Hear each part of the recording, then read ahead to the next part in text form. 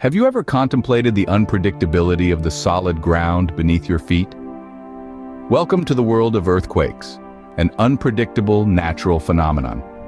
Earthquakes are born when the Earth's crust becomes restless. This crust comprises numerous tectonic plates in constant slow motion. The forceful collision of plates triggers an earthquake. These seismic events don't come with a forewarning.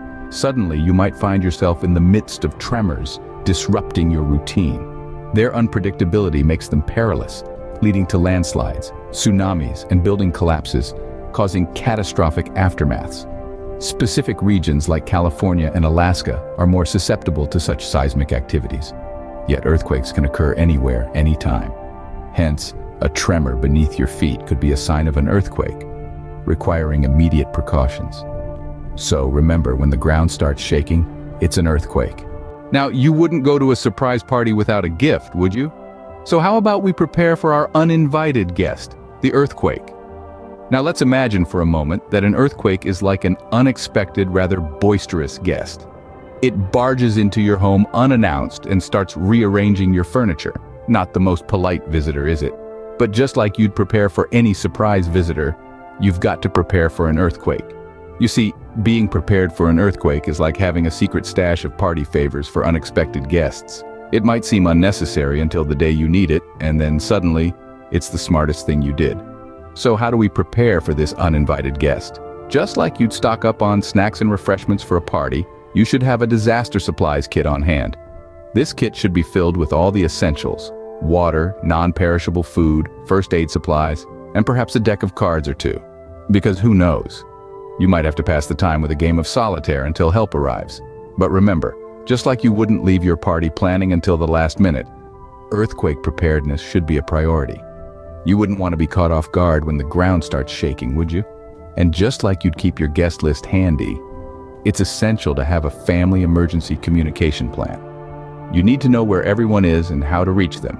Because let's face it, when it comes to earthquakes, the only RSVP you're getting is the rumbling of the ground beneath your feet.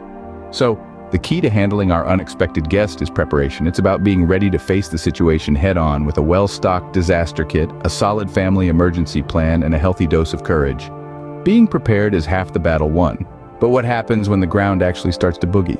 All right, so the ground has started its dance. What's next? Do we join in or run for the hills? Now, I know some of y'all might be thinking, I've got 2 left feet, I can't dance.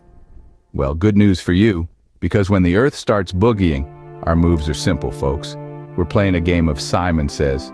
So when the ground starts shaking, Simon says, drop. Now, I don't mean drop like you're busting some moves on the dance floor. No, I'm talking about dropping to your hands and knees. This position prevents you from being knocked over and allows you to crawl to shelter. Next, Simon says, cover. Find yourself a sturdy piece of furniture like a table or a desk and get under it. If there's nothing to hide under, cover your head and neck with your arms and hands. You want to protect yourself from any flying or falling objects. Finally, Simon says, hold on. Hold on to your shelter with one hand and keep covering your head with the other.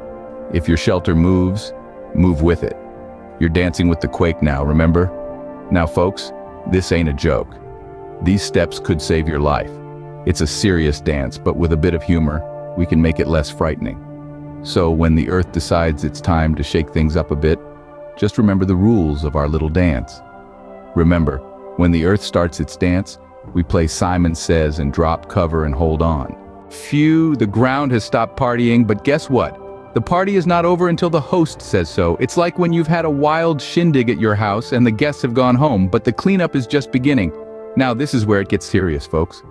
Just like you check in on your guests after a big bash, you've got to stay informed. You've got to keep your ears perked for any news updates, emergency instructions, and safety warnings. You wouldn't want to step on a broken glass shard after the party, now would you? It's the same with our earthshaker parties. Once the ground stops shaking, the danger isn't necessarily over. There could be aftershocks, power outages, road blockages, and heaven forbid, even tsunamis. So, it's crucial to stay connected through all available communication channels. Think of it like the morning after the party. You're checking your phone for any missed calls or texts. You're scrolling through social media to see the party pics. In the post-earthquake scenario, you're tuning into the radio, checking your phone for alerts, and keeping your eyes on the news. And just like you'd clean up cautiously after a party, you need to be careful in the aftermath of an earthquake. Check for hazards, help others if you can, and definitely avoid any dangerous areas. It's like avoiding that mystery stain on the carpet until you've figured out what it is. And there you have it. Remember, folks, the earth might get a sudden urge to dance, but with the right preparations and actions, we can dance right along with it.